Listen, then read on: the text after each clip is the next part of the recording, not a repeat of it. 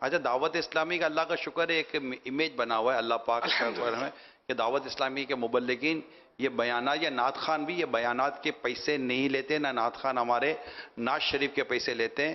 یہ دعوت اسلامی والوں کو اس بات کی اجازت ہے ہی نہیں، اور نعت خانی کی تو ویسے ہی مطلب کہ شرعن بھی اجازت نہیں ہے. تو اجرت کی صورت میں نہیں ہے، بغیر اجرت کے نہ طے ہے نہ انڈرسٹوڈ ہے. ویسے کوئی اگر نوٹوں سے کسی کو مطلب لاد دیتا ہے، بوری بھر کے دیتا ہے نوٹ کی، شرعن لینا دینا جائز ہوگا.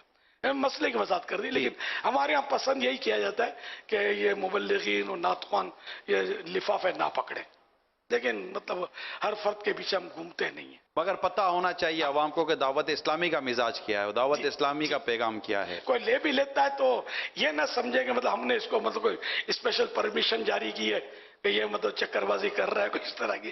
ہمارے ہاں مطلب یہ معیوب ہے، ہم پسند نہیں کرتے اس کو. جو اب ظاہر ہے کہ